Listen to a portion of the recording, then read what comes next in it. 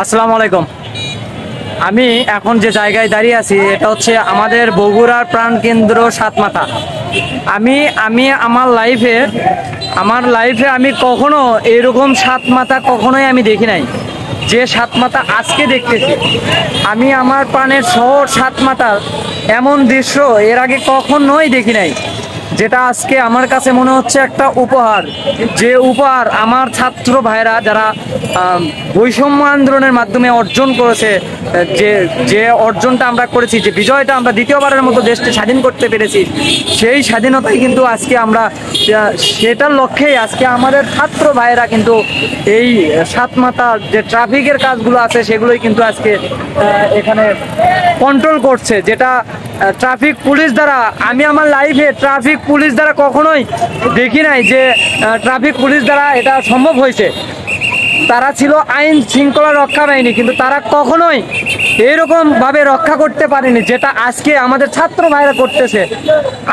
আমি তাদের কাছে মুগ্ধ, মানে এতটাই মুগ্ধ যে আমি আমার ভাষা হারিয়ে ফেলেছি, কি বলবো। আমি যদি একটু লক্ষ্য করে আমার পেছনে দেখতে পাচ্ছেন হয়তো পাখি বাজতেছে, এই যে ভাইয়া এখানে সিগন্যাল দিচ্ছেন উনি, আর ওই পাশে অনেক ভাইরা আছে, ওনারাও টিকেল করতেছে। এই পাশে দেখেন খুব সুন্দরভাবে রাস্তার পথযাত্রী সহ গাড়ি, ছোট গাড়ি বড় গাড়ি, কে কোন দিকে যাবে সব কিছুর নির্দেশনা কিন্তু এই গাড়িগুলোতে দেওয়া হচ্ছে। রিক্সা, ভ্যান, আপনার হচ্ছে গিয়ে অটো, সিএনজি যেগুলো আছে সব কিছুই কিন্তু খুব সুন্দরভাবে কন্ট্রোল করা হচ্ছে এখানে। আমাদের ছাত্র ভাইরা কিন্তু সুন্দরভাবে কন্ট্রোল করতেছে। আর আমাদের প্রাণকেন্দ্র যে সাতমাথা, এটাই হচ্ছে আমার বগুড়া শহরের প্রাণকেন্দ্র সাতমাথা। আর আমি এর আগেও আপনাদেরকে এই বগুড়া প্রাণকেন্দ্র সাতমাথা দেখিয়েছি। এই যে আরেকটি ভাই, এই যে দেখেন আমি দেখাই, সর্বস্তরের এখানে যতগুলো ছাত্র আছে সর্বস্তরের সর্বোচ্চ চেষ্টা দিয়ে, তাদের সর্বোচ্চ পরিশ্রম এবং চেষ্টা দিয়ে আজকের সাতমাথাকে সুন্দরভাবে রিপ্রেজেন্টেশন করতে পারছে। তো কি বলবো, আমার বলার মতো আর কোনো ভাষা নেই।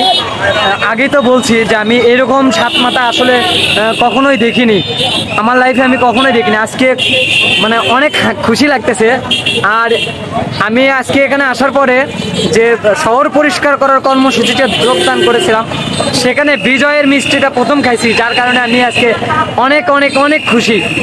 তো এত পর্যন্তই, সবাই ভালো থাকবেন, সুস্থ থাকবেন।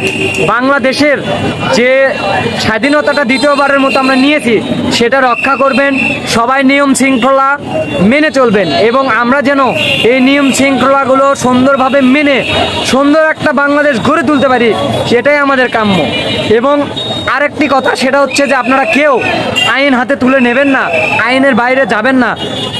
আর আমাদের দেশটিকে সুন্দরভাবে আবার নতুন করে সুন্দরভাবে গড়ে তোলার জন্য সবার কাছে হাত জোড় অনুরোধ করতেছি, আপনারা সবাই নিয়ম কানুন শৃঙ্খলাগুলো মেনে চলবেন। সবাই ভালো থাকবেন, সুস্থ থাকবেন। আল্লাহ হাফেজ।